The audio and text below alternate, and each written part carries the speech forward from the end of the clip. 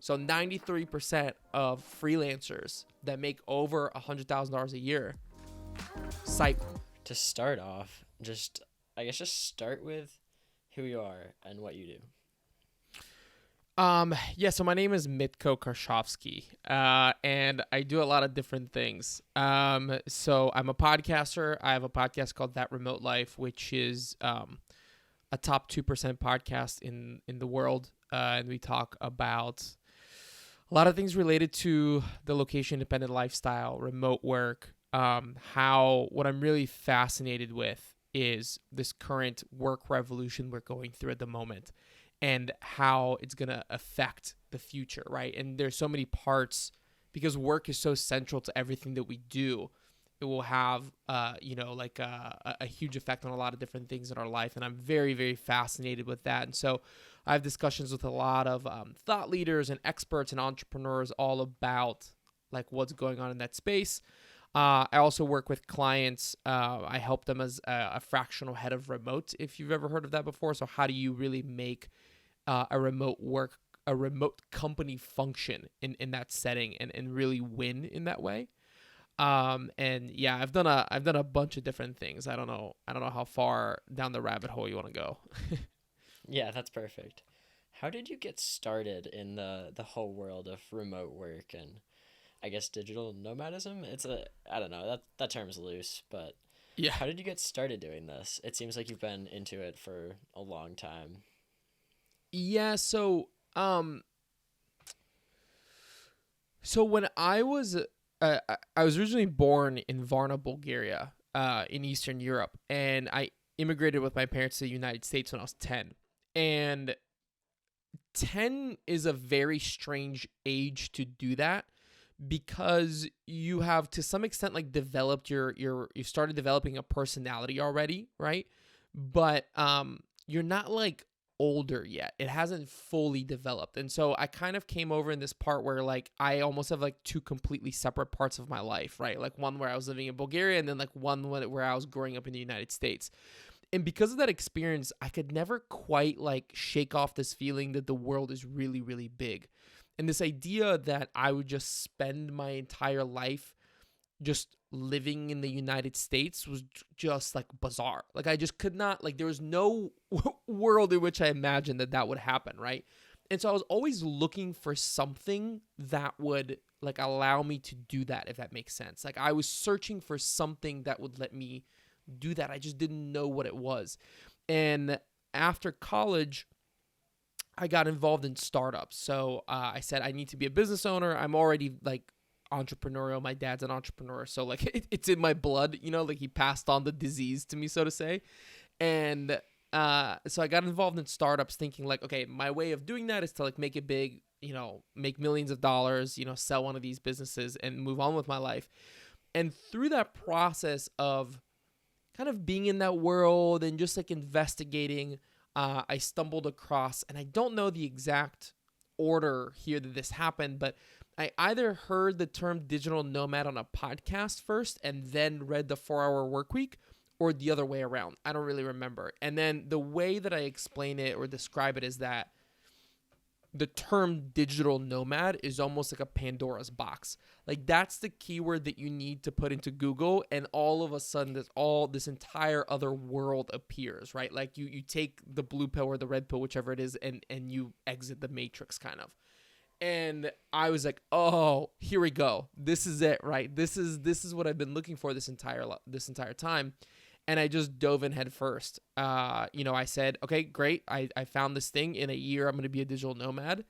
And that's how it happened. The way that I earned what I call like my nomad wings, right, is like the income that allowed me to do that was I actually started working for, I don't know if you're familiar with the term Amazon FBA, but it's No, I'm not. essentially, okay, so it's a type of e-commerce business that sells products on Amazon, and it allows Amazon to actually fulfill the delivery of those products.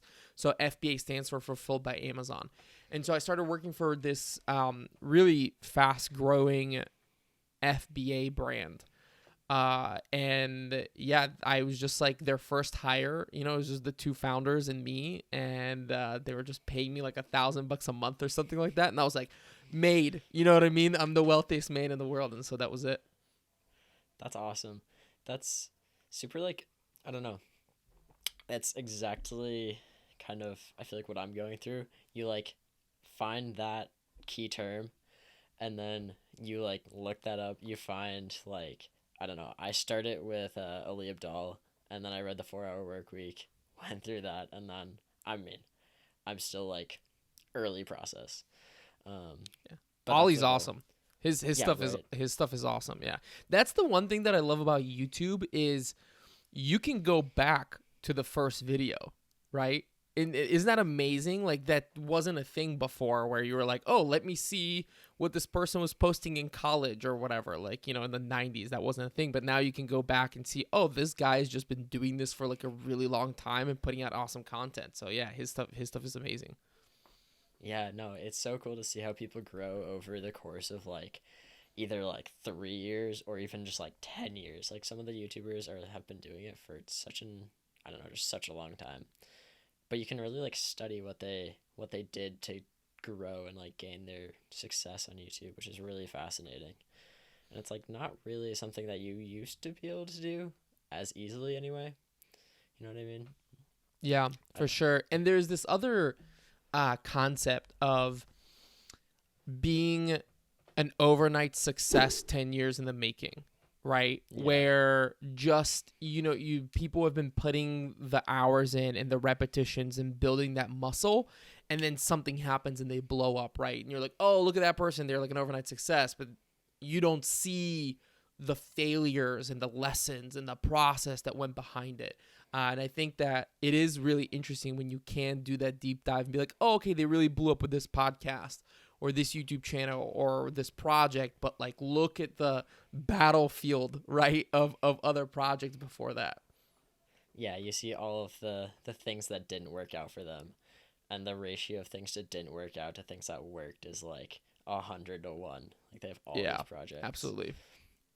I feel like that's a good way for newer creators at least to like not get in their head about it and not give up, because there's definitely like a point where you're just creating and no one's watching it, like no one is looking at you. Um, but like looking at that stuff kind of just helps to see like everyone's been through that and everyone has created for an audience of zero. Yeah, I try to think more about it in terms of making the win not be tied to the result, but to the process, right? So find a way of looking at what you're doing in such a way that just by you going through the process, you win, right? Uh, because you will develop skills if you go through that, and the repetitions themselves are very, very important.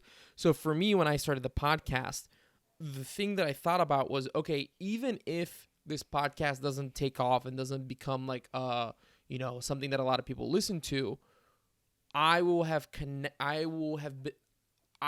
in conversations and get to talk to people that I would not normally get to speak with. And I'm going to try to learn everything that I can from them, so that even if I do 100 episodes and no one listens, on the other side of it, I've still grown a lot, and I can actually use those skills for something else, right?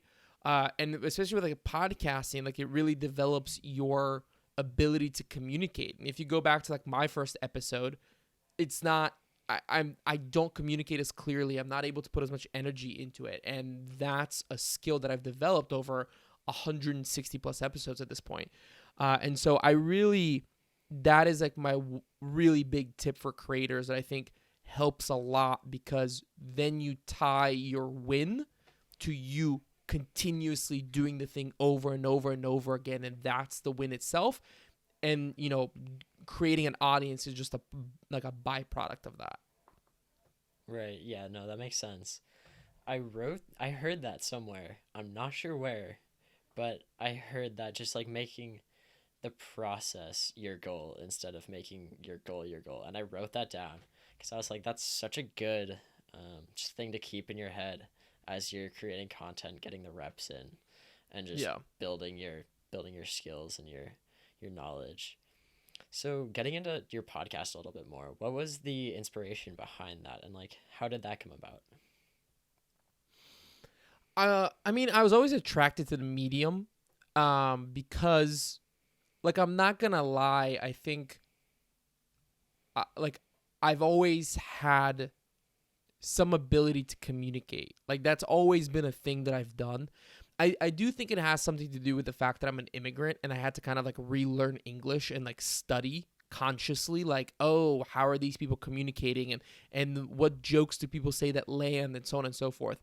And so I really, really, really enjoy talking to people. Like, I'm 100% an extrovert. And like when people ask me like what is your dream job, it's like to work on cool projects with cool people, right? And so when I discovered podcasting, I was like, oh, this is like a hack. This is like a cheat sheet, right, of ways to have cool conversations.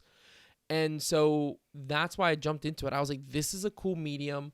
It's kind of crazy that you can create like your own brand and like get your ideas out there in the world. And for me, podcasting I thought it was so cool that we could have a conversation, the two of us, and it was awesome. So yeah, I just like jumped into it, and I had some. And it wasn't so easy. Like I wasn't just like, okay, I'm starting a podcast today. There was a lot of this period where I said, I think I want to start a podcast. And that went on for like 6 months or a year or whatever it was.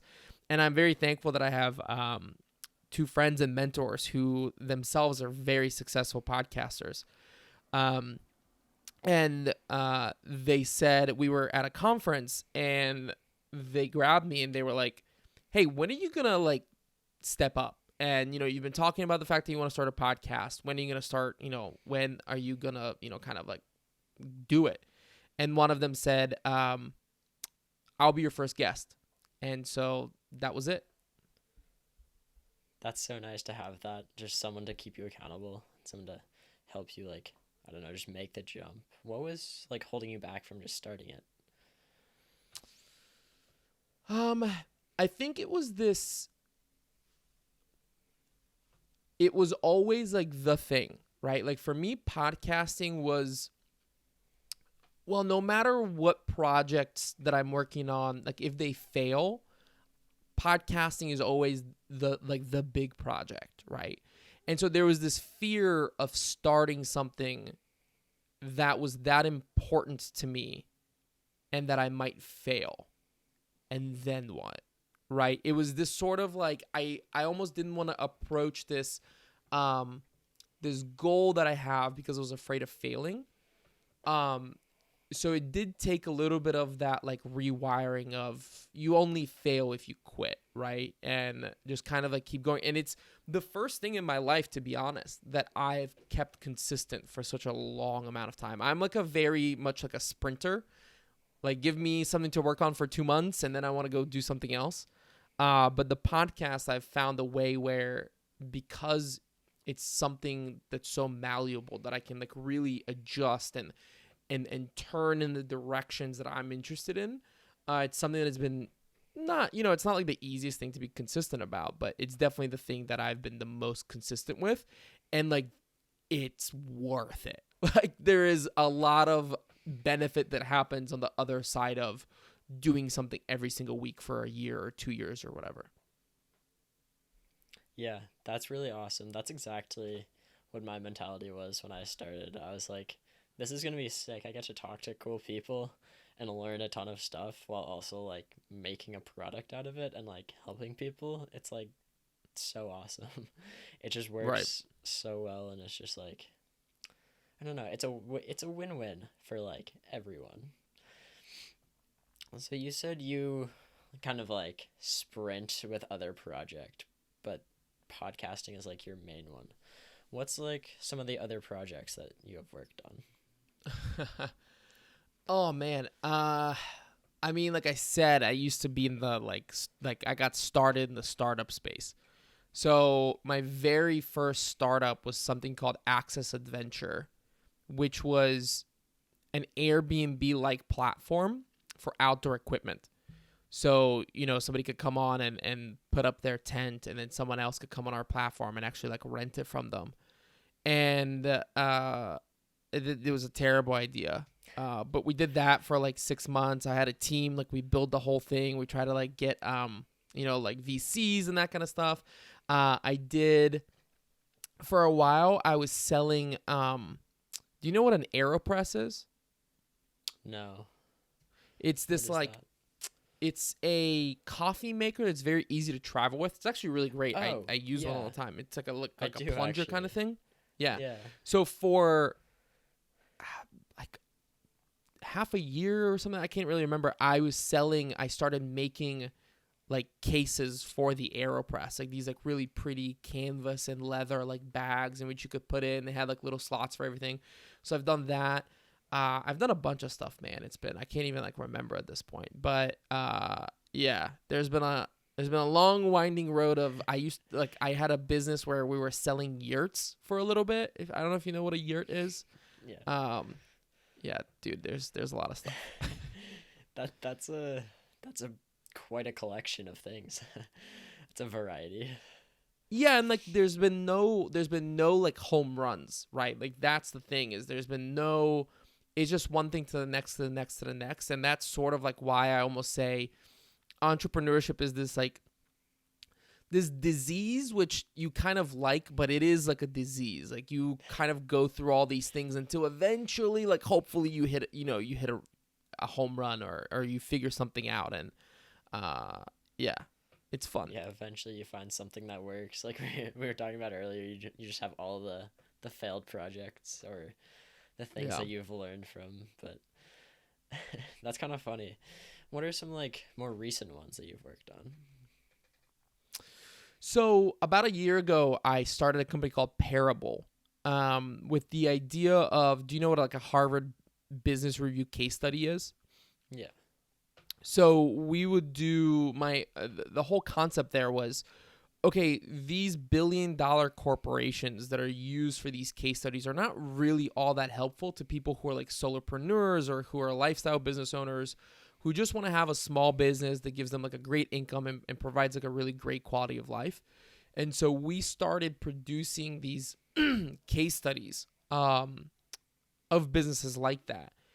And, again, not a home run. It was something that like kept the lights on for like a year. And it's something that we now transition to. It was more of like a community. So the idea was that you would pay monthly and we would produce these case studies. But now we transition it to something that's a bit more evergreen. So you can come and the flagship one at the moment that you can go buy right now if you want, it's for freelancers. So we went in there and we spoke with like 20 different freelancers. We collected all this data on them. Like literally these people like opened up their like books and said, like, hey, here's how much I make per year. Here's like what how I get clients. Here is, how much I spend on different software, all that kind of stuff, with the idea of, if you're a freelancer that's getting started or even someone who is more experienced, you kind of have a lot of leverage to where like one decision, when you look like a large set of data, if you look at it and go, that's really weird that 93% of freelancers that make over $100,000 a year use a very specific client acquisition strategy that I don't, right? If you have that sort of data set, you can go, that's like something that I can turn on, and chances are, based on the data, we can really improve the business. And so that's something that I, have been working on most recently. That, if that sounds interesting, it's joinparable.com is the link that you can go and get access to that. That sounds awesome. That sounds really valuable for a lot of people. What was like the inspiration behind that? I mean, the inspiration behind it was sort of the podcast, but also because like I am a business nerd, and it's so interesting to me to talk with these founders and like, oh, that's so cool. Like, how do you do this? And how do you do that? And, it was a way to formulate and structure those conversations and then sell it to people. So it was both like, yes, I think it's very valuable to look at that, especially, looking at one example doesn't really give you enough information because it could just be survivorship bias, right? Like it can be like, well, it worked in this one scenario, but what if you like play it out 100 different times, right? And so we wanted a way to like just have this conversation. For me, it was fun to do it. But then also it is very valuable, I think, because it was something that was very valuable to me to be able to have these conversations with people. And I've learned a lot from them, and I just wanted to produce it for others. That's really cool. Yeah, that makes a lot of sense.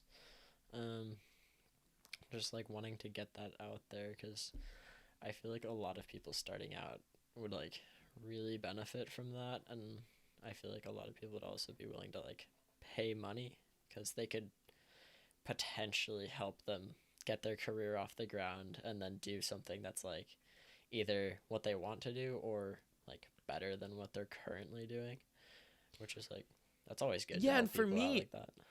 for me, it's also like there are these linchpin moments, right, where you almost have like, I'm not somebody who thinks that there's like a what is like the golden hack, or what is like the one thing that you'll tell me that's going to change everything, because that can be different for everyone. It can like change from person to person because it takes this one piece of information to kind of pull, like to connect the dots, right, from a whole bunch of different things that you've taken in.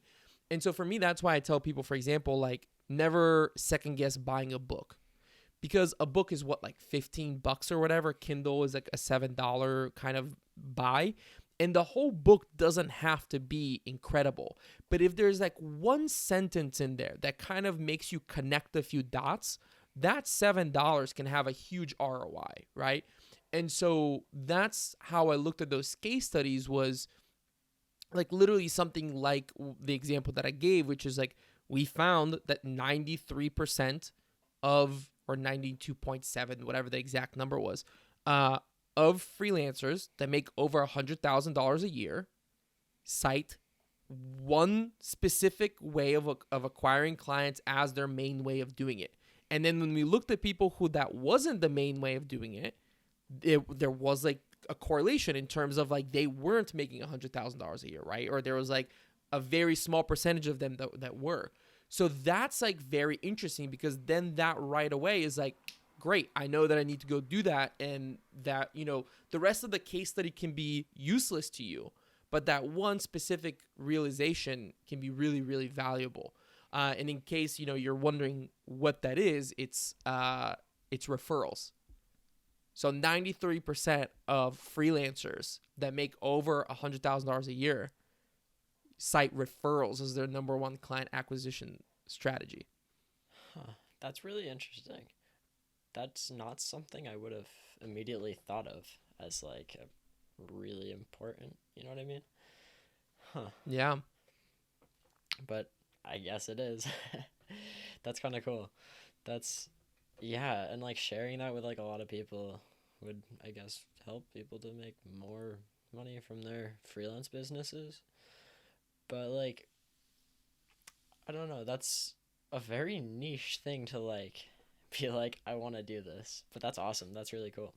So getting back to the podcast, how did you like originally find your guests? Because you said that your first guest was someone you knew. How did you find them after that? Just curiosity, networking. Yeah. Like I'm on the internet, someone's posting something interesting. I mean, the same way that you reached out to me, right? You like hit me up in the DM over Twitter. Exact same way. And it's Yeah. a lot of people are like concerned about like who want to start a podcast. They're concerned about, well, like I'm just getting started, like who's going to be on the podcast, and you'll be surprised who's willing to talk with you because they're looking for a platform, right? And they want to, and also like if people like to have their ego scratched, like they like to talk about themselves. And it's like, yeah, like I'll come on and take 30 minutes, an hour to talk about myself. And especially now, the other thing is people realize how important content is. So people will just do podcast episodes because they want the content themselves, right? So you will be shocked the rooms and the people that you can talk with, even if you're just getting started. Yeah, I totally agree. I've talked to a few people that it's just like, I just sent them a cold DM and it's just like, yo, you want to be on the podcast? And they're just like, Yeah. yeah. Like Well, someone, like one of the craziest ones is, for example, like this just jumps out at me. You ever heard of Evernote? yeah. So I've had the co-founder of Evernote on my podcast, and it was someone Oh, who I just reached out to, and it's like these things like where it's wild that, you can do that. And then you get in these other positions where like someone really, really famous or someone that you're very much like, oh my God, like their book is like a bestseller and like very popular and like whatever ends up becoming like 1 degree of separation away from you. And you're like, oh, this person was on my podcast and they're really good friends with this person. So, oh my God, like they enjoyed their experience on my podcast. So can they connect me with that person? Right. So yeah, it just kind of like grows from there. It's kind of like a spider web. yeah, definitely. Podcasting especially is like that because you just talk to people and then you like build relationships because it's like sitting down for an hour or more with a person just having a one-on-one conversation is like so much more than what you would get through like I don't know a YouTube video or some other medium. I feel like it's a lot more personal and then you can like leverage those connections. So I think action and creating like proof of like showing that you've done the work is going to be really valuable in the future, right? So like I talk with like a lot of people, and obviously this is like what I discuss on my podcast a lot, is the resume is dead. This idea of writing down like, oh, I went to this college and I studied this and I blah blah blah blah blah and I look, whatever, and like putting it all on a resume and telling me what you've done just doesn't really matter anymore. It's not as powerful because the internet allows you to show what you've done. So for me, I'm like, what did you do? You don't need permission to do anything. No one, like, you don't need to ask permission from anyone. So are you interested in this topic? Do something. Show me you've done something in that topic. And podcasting is like one way to do that, right? So like, let's say you wanted to like work with creators or something like that. What is a really great way to show like I've thought about this subject? I've developed ideas about this subject. I have, experience and I've thought through a lot of these, different challenges that creators might have. Is like, I'm going to sit down, I'm going to do a 20 episode podcast series with creators, right? You've done something. A YouTube series is very similar. A book is also one way to do that. It's all about like showing your work. And that's something that I think, now I'm going on a tangent, but that's something that I think that colleges aren't really doing a really good job of. Because if it was me, I would be like, oh, you want to learn about this subject? Go produce something in that sphere and like release it to the world. And it's so like tangible and it means so much more to a company that might hire you. Yeah, that's extremely relatable for me right now. I just finished my second week of college and I'm like, this is so pointless. But, it's okay. What do you think of college for people that want to be, I mean, there's definitely some jobs that you do, but what do you think of college for people like nowadays that can be like creators or in that space? What do you think of it? I mean, I'm a college dropout, so I think How for a far did you get? majority, 2 years. Um, I think for a majority of people, it's not a good investment. I mean, it's just mathematically, it's not a good investment, right? Especially today, like, yeah, absolutely. If you're gonna be like, there's certain career paths in which you still have to answer to someone. Like there's still like gatekeepers, right? Like lawyers, doctors, like whatever it may be. Like I don't want my doctor to have like learned how to do surgery on YouTube, right? Um, but for a vast majority of professions today, you can learn it all and then go through some sort of process to get credentials, right? Like, let's talk about like a welder or something like that, right? Like, you need to have some sort of certificate that says I know how to weld, right? You can learn how to weld on YouTube, practice on some scrap metal, and then show up and take the test that says, great, like you actually can do it, right? There's just so much free content out there that you can learn how to do anything. The important thing is to like learn how to do something and then test it and like practice it, right? And yeah, I just don't think it's I don't think it's a good idea for most people. Now, I also think I do think college does provide some benefits. It can produce a more well-rounded human being, right? Like if you go to school and you take a whole bunch of different classes and you learn about like art history and science and creative writing and like business, and you taste a little bit of everything. I do think, that's really valuable. Not that you can't do that on YouTube as well. But I often do wish that I could go back to college now and be in the same scenario and essentially have complete control over what I do with my time, but like my food is paid for and there's like libraries and like, technically I have to go to classes, but like fuck that. And, I can just do whatever I want to do. Like that would be amazing because there is a lot of energy on college campuses and using that energy to start a business or to do something interesting, I think would be a much more valuable way of spending college than like going to class with 100 other people and listening to some, guy talk about whatever. Yeah. Talk about math that you will never use. Yeah. writing. Or in like 2 years, you're going to have an app that does it for you. Yeah, exactly. Yeah, it's definitely different than it was. And like, I think a lot of, like you were saying earlier, a lot of jobs you just don't need a degree. And the cost of living in college is like you're essentially paying tuition to live there, but then you have to take classes as well. But it's like you could pay that somewhere else. Like Not use to the mention that same you're amount going of in money debt. to live.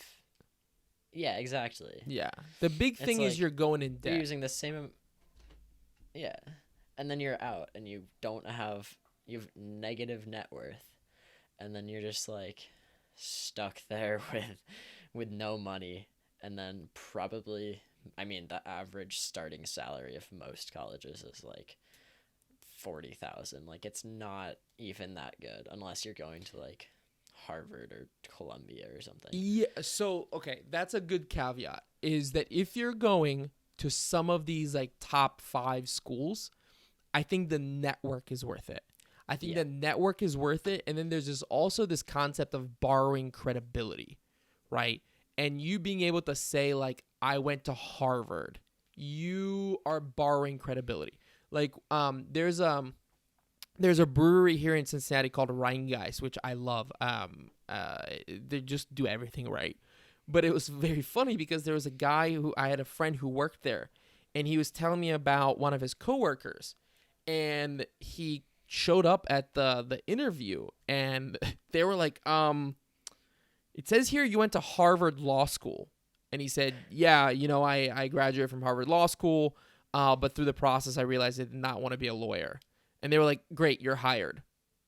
And they're like, we don't quite know what you're going to do yet, but like you having gone through Harvard Law School and the fact that you had like I don't know what to call it, to go through that, we'll find you something and we're pretty sure that you're going to be able to like do it, right? So you can like borrow credibility from the fact that you went to this institution.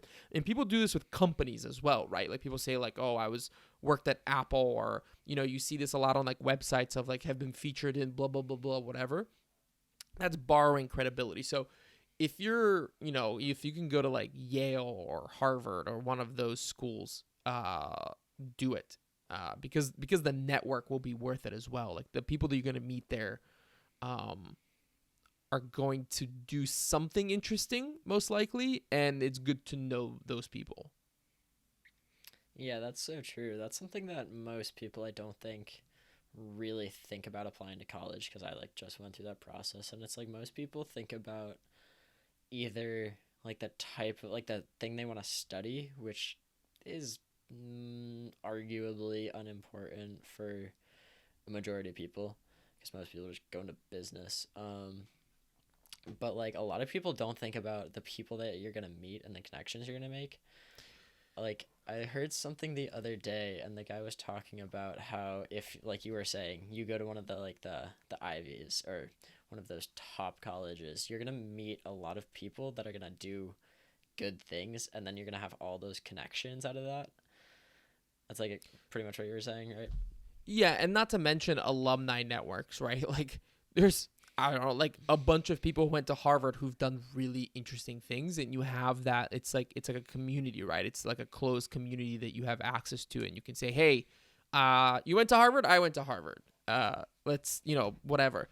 But also like yeah, I think it's absolutely criminal that we ask 17-year-olds to sign on a dotted piece of paper that they're willing to take on $100,000 of debt, which, like, I'm sorry, I hope you don't take offense to this, but scientifically, your brain has not fully developed yet, right? And, like, it's mind-boggling that we're not just, like, asking people to make that decision, but we're guilting, in many ways, these kids to make that decision when you haven't quite yet understood what that decision means. And I remember, man, like I'm getting older. It's crazy that at one point I was like your age and having these kind of conversations, but like I remember that pressure of like feeling like I would be a loser if I said no to going to college, right? So you're not even, sometimes like kids aren't even doing it because they think it's the best decision for them. It's like, well, Joe and Jamie and Stacy are going, so like fuck, I have to go too, right? And like student loan debt, you cannot forgive even if you die. Like how mind-bogglingly insane is that? Is that if you get hit by a car, your parents are gonna have to take on that debt, and then you go out into the real world and you are risk averse because you have that debt, and you're like, oh, I have to get like whatever shitty job shows up first because I have all these loans to pay, and it can just squeeze the creativity and the risk ability that you might have, because like now's your time to be risky and to just take massive swings at whatever comes your way. And you get out of college and you're like, well, I'd really like to go and like try this idea or work for this startup that might fail in 3 months, but it's a really interesting topic for me, but I gotta go get this job at this shitty accounting firm because I gotta pay for my loans somehow, right? So that's my concern. I don't so much dislike college. Like I'm a very big fan of education and learning and being in that environment, and the energy is so amazing, but you kind of gotta weigh is taking on all these negatives worth, what I could get out of it. Sorry, I went on a tangent and a rant there. No, I appreciate hearing that. That's a lot of like, I don't know, what I've been thinking about recently. Just like, I don't know, it's interesting how college is, because it's like you can either like go all in with college or use it as a time, like if you have to pay, or if you don't have to pay, like if your parents have enough money for you. That's what a lot of people do. But yeah, if your parents can pay for college, I would take it, right? Because then you're like sick 4 years, like let's go. But I would say is like that's my thing now, is looking back on it, there's a very high possibility that if I were to go to college right now, here's what I would do. Number one, I'd go to whatever fucking class I wanted to. Whether they're in my major, I'm allowed to go in there or whatever, I would sneak in there. If I was curious about it, I'd go there, right? The other thing, I would be trying to connect with any professor that I thought was interesting. Like if they had done something interesting, I would be trying to hit them up, go to their office hours. Hey, what do you do? Blah, blah, blah, whatever. Just try to like learn from them. The third thing is I would very likely not go to any classes that I really did not want to go to. unless I had to like maintain some, like I'd literally keep the bare minimum grade, and I would be working on stuff. Like I'd be building businesses, or I'd be shipping things, or whatever it may be, or going to like meet companies, and like, you know what I mean, just like taking massive action. I think if I were to personally be in college right now, that's what I would do. And if you're listening to this and you're in college right now and you drop out and your parents ask why, and you said, I heard this crazy kid on a podcast, do not send your parents on me. This is not financial advice. Yeah. One thing that I heard you mention earlier is like that social scene of having a lot of people that are your age and are more or less similar to you to be around. How have you like found that with, I mean, I don't know really how much you've traveled with remote work and digital nomadism and stuff like that. I don't know how much you've spent in different countries, but how have you found like socializing? Has that been like isolating at all? It can be, but the internet's incredible in that, right? Like you search like digital nomads in Mexico City, and there's like a group with like 300 people. Um, so that's a way. Also with like, the interesting thing is like digital nomadism, when you enter that lifestyle, the first year or two can be lonely because everyone's constantly leaving and coming in, right? So you might like meet someone and you're like, oh, this is a really cool person, I really enjoy hanging out with them, and then in 3 days they leave. So that can be a bit frustrating, can make you feel lonely. But what I've found is that if you can get past that stage, and you know, you don't quit because you're feeling lonely, and you've been doing it for like 2 or 3 years, you end up building enough of a group of people that there's always someone in the location you're at that you know from a past location, or there's someone that you get along with really well, and you're like, hey, that was really fun, like I know you're going here, here, here, but like, is there any place that we cross over again? And you know, you end up kind of like scheduling going to other places because your friends are going to be there.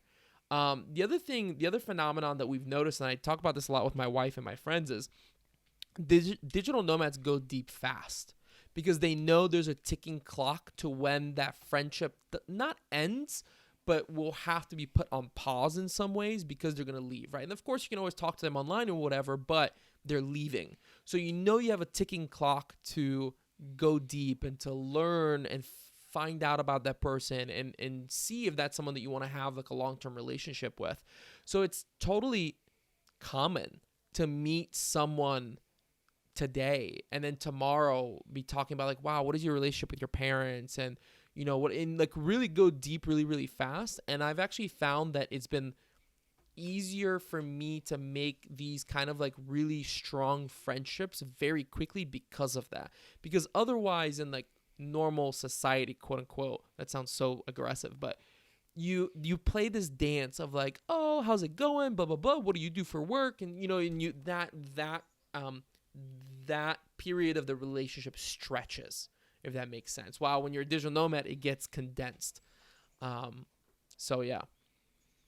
That's really interesting. That does make a lot of sense though, because you're, how long would you say like the average duration of like a stay for most people is? Because it's like, it does seem like you would be kind of on that time crunch, like you were saying. Yeah, so it really depends on the person, what they're doing, what stage they're in. So usually people will start out traveling very quickly, right? Like they'll be switching destinations like every 2 weeks or something like that. But then, you know, people eventually slow down usually. So for my wife and I, we found like 3 to 6 months is how long we like to stay in a place. Um, Anything less than that, it's like really hard to like develop routines and like find out about the place while also like working and running a business and like whatever. Now, you know, what I really like is having these like sort of stages. Like I said, I like to live in sprints. So, you know, go and set up shop somewhere for like 6 months and hang out there, and then have like a month or two of like really fast paced travel, and then go and set up shop somewhere again for like 6 months and take it easy and maybe use it as a home base and go on like a weekend trip or something like that. And then have another period where you like go, like seeing a lot of places. That to me I really like, is like having that sort of like cadence to it. Yeah, that sounds like a good way to do it. Where are some of the places that you've been that you've liked, especially? Yeah, I mean, the last 2 years I've spent a lot of time in Mexico, so I've really enjoyed it there. Mexico City is a really great city. We spent quite a bit of time in Puerto Vallarta, which was really fun. Oaxaca in Mexico is also another cool city. Out Other than that, Spain has always been a favorite. Barcelona, Budapest is one of my favorite cities in the world. I've spent quite a bit of time there. We spend a lot of time in Bulgaria because obviously that's where I'm from, but also it's just actually like a really great place for digital nomads because the quality of life is really high if you're earning like dollars or euros, and the lifestyle's nice. Um, Obviously, a lot of people love Thailand. I haven't spent as much time in Thailand as a lot of other people have, but there's a really big community there. Uh, so I would say those are like my top would be, yeah, like Spain, Mexico, Bulgaria, Budapest. And then in January, we're most likely, the decision isn't final yet, but like let's bet at like 90% certainty that we're actually going to Portugal, which is another place that I've really enjoyed. But this time we spent like a month in Porto, which is in the north. And this time we're going to be setting up shop in Lisbon, which is like the capital and a bit further south. That's cool. That sounds awesome. How do you like choose your locations? Just depends on like what we're feeling. Um, if there's Fair a enough. community there that impacts a lot as well. Like, are we gonna have friends there? That's definitely something that we put weight on. But it's just about like what are we into? Like, how are we feeling? What do we want to experience? Like, it's a good example. Our plan was to go down to Mexico in January and actually set up shop there for a while, maybe get a residency. And afterwards, like my wife and I just kind of talked about it, and like we've been to Mexico for the last 2 years, and I'm kind of Mexicoed out, if that makes sense. And I really miss Europe, and I want to spend some more time there. So we were like, okay, we're not feeling Mexico. Nothing wrong with Mexico. Like we really, really enjoy and like really love Mexico, but like we've been there quite a bit, and we're really missing that European lifestyle. So great, Europe it is. Right now, when you go to Europe, you're like, okay, well, where in Europe do you go? What are the things that are important to you? Like what kind of weather do you want? What other places do you want to visit around there? Who are the people that you want to hang out with? And then you just kind of like find the overlap of all of those things as like the best option for you. That's really cool. That sounds awesome. Just being able to like almost engineer your Yeah. living situation. It is awesome, but it's also like an extra thing to think about. That is fair. So it can be a bit taxing sometimes because like you constantly have to like make these decisions. Like most people are like, well, I live here and like my apartment's there, so I don't really need to think about every 3 months where am I living and like finding an apartment every 3 months and and like where's the grocery store here and like what is my routine gonna be like here? And so this isn't to say like I'm not, obviously like I love the life that I lead. That's the reason why I lead it. And you kind of have to take those negatives. You just have to know about them, right? It's not all roses and rainbows. Like, it comes with its own challenges, but I think the pros outweigh the cons. Yeah, definitely. And I feel like a lot of the, and not, I don't know about a lot of them. Definitely some of the cons are definitely just like varying person to person because like some of that stuff sounds like it would suit some people, but not others. And it's like it might work for them. Well, it might like cause some other people to like really struggle mentally at least. Yeah, and it's also like how much do you do it, right? Like the first couple of times it's like fun and exciting and it's like, oh, this isn't a con. This is like I actually really enjoy that. But like doing it for like 5 years straight can get tiring. But people find solutions like, and especially now the infrastructure for this lifestyle is just so much better developed than what it was even when I got started. Like some of the things that are out there now, I was like, what the fuck was this when I was like, just getting started? Sorry, I don't know if you can swear in your podcast. Yeah. And but yeah, like people will develop strategies to deal with it. Like I have a friend who has a virtual assistant who finds him Airbnbs. Like she's been given, within these price ranges, it must have these qualities. It must be this close to a gym and like whatever. And go do the research and give me 3 options, and I'll pick one of them. That's really cool. That's getting a virtual assistant is like not something most people would think of unless you've read the 4 Hour Work Week. I feel like that's Yeah, I don't it's know. a huge I've never hack. heard of what? It's such a huge hack, and you can get so many like of these admin things out of the way. Um, and like that's the benefit of money, right? Because money can solve problems and reduce stresses that you just don't want to deal with, right? Like people say like money doesn't buy happiness. It's true, but it can really kind of solve some of those base like annoyances that you maybe don't want to deal with, or it can remove stress that a lot of like people have to carry. And then like it can buy these conveniences, right? Of you can buy back your time from these admin responsibilities that like you usually have to do as like a normal human, and you're like, no, I'm just gonna pay for someone else to deal with those responsibilities for me if I don't enjoy dealing with them. And it's crazy that you can get someone to help you with those things for like less than people spend on coffee per month, and get like very highly educated people, and pay them very well for where they live. And I'm not talking about like, a lot of people like to use these examples of like people in the Philippines that you pay $5 an hour. Like I don't necessarily support that. But there's people in Eastern Europe that if you pay them $15 an hour, it's like way more money that they could make working a regular job in their country. And they can help you with these things. They have like college degrees. So yeah, I think it's crazy. Yeah, definitely. How do you find virtual assistants? Oh man, I mean, there's like Google it. There's like 1,000 websites where you can hire virtual assistants, and now they're even getting like more specialized to where, like some people really enjoy working with a specific person from a specific culture because they vibe well with that culture, right? Or they want someone who, like, one of the issues if like you live in the United States a lot and you have virtual assistants in the Philippines, and it's someone that you want to have like Zoom calls with, or you want to have a more synchronous relationship with them, that's really hard. But okay, that's why people hire folks from Eastern Europe, because there's a healthier overlap of time zones.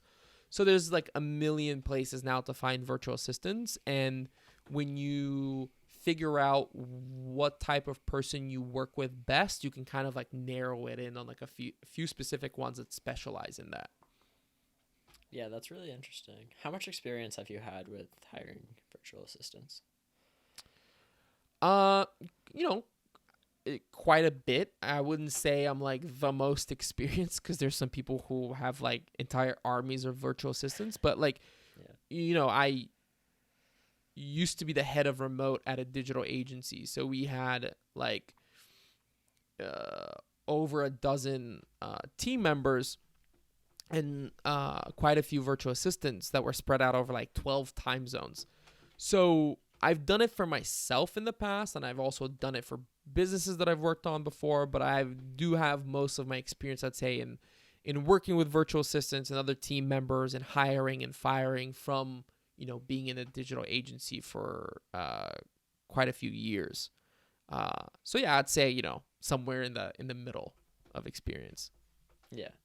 Have you ever had any bad experiences with them? Yeah, sure. I mean, it's I like this idea of like hire slow, fire fast, right? So usually I try to like test people and like give them a project and see how we work together. And sometimes like you work together with someone on a project and you're like, yeah, this is not going to work, right? For whatever reason. And then, if someone is just not working out, I prefer to let them go as soon as possible so that they can have the chance to go on and find a place that is their right fit. Because otherwise, I just feel like it's like, if it's not working for me, it's probably not working for them either. And that's no way to exist, right? And so I, would rather just let them go to find a better fit somewhere else. And of course, like, assist in whatever way I can for them to find that fit, as long as they weren't like, just like, I don't know, awful. Yeah. But yeah. Yeah, that's definitely a good philosophy with that. I think I've read that in the 4 Hour Work Week as well. But it's a really interesting. I feel like I wouldn't think about it as like not holding them back as well as not holding you back, which is very valid and is a good way to think about it. So we're getting to the end of the time. I kind of want to keep it reasonably short, about an hour. I Sure. always ask my guests, I heard this somewhere, and so what is one thing that you would recommend everyone buy that is under $100? One thing that everyone buy that is under $100. It can just be like anything. Does it have to be one thing, or can it be multiple things? Sure, it can be multiple things. I'm trying to think about something. So, Yeah. okay, I'll give you two options. Books have been really valuable in my life. Like I said, the return on investment on like a $7 purchase can be fucking huge. So there's a few books that jump out to me that I think are really, really important and certainly add up to less than $100. That is the 4 Hour Work Week, which you just mentioned, because it can reframe your mindset in some ways. Like, a lot of like the actionable tactics don't really work anymore because the book was written like 15 years ago. But the philosophy, I think, if you've never been introduced to this world before, the philosophy can be game changing. So I'd say that book. How to Make Friends and Influence People by Dale Carnegie is like a must read. Like, if you've never read that book, you should read it yesterday. The Almanac of Naval Ravikant is one of the highest leverage books that I think you can get access to right now. Eric Jorgensen, who is the author of that book, has been on my podcast, and I've gifted that book more than any other book, most likely. And then I think like Rich Dad, Poor Dad is another really good book, which again I would kind of list in the same way as I would list the 4 Hour Work Week. And then the other thing that I will say is under $100. I'm a big fan of communities and buying access to communities because it's a way to pass a filter. When people put money up for something, they go through a filter of saying, this is something that's important enough to me that I am willing to front cash for it, right? And get access to whatever's in this community. And I would do it if you're interested in something, right? Like, if you're interested in like starting a podcast and having like a really high value podcast, buying access to a community of other podcasters or creators can have a huge ROI, not just from like if they have content in there or whatever, but the relationships that you can form there and the mentors that you can find can be hugely beneficial to your own journey. So whatever it is that you're interested in or curious about, I think spending the $100 to buy access to a community like that can have a really big ROI as long as you put the work in it, right? Like, you get out what you put in. And so I think if you were, like, hey, I'm very curious about this topic, or I really want to learn about this thing, find a community, get access to it, and like put time into it. And I think that can have a really high ROI. Those are both really good suggestions or recommendations. I like both of those. All right, well, thanks for being on the podcast. Do you want to plug your socials or your anything else, any projects you're working on. Yeah, thanks so much, Owen. This has been fun. You're very good at this. You should definitely keep it going. Thank you. As far as socials, I'm at Mitkoka almost everywhere. That's Mitkoka. So find me on Twitter or Instagram or TikTok, whatever. I'm most active on Twitter and LinkedIn. But we're putting out quite a bit of content now, starting on TikTok and Instagram. So find me there. And then if these topics are interesting to you, if you are interested in, the future of work and business, and you'd like to hear some more conversations like this, or the whole digital nomad lifestyle, something you're interested in, definitely check out my podcast. Just Google for That Remote Life, or you can find it on Spotify or anywhere else you might listen to podcasts. Awesome. Well, thanks for being on the episode. Sure thing, man.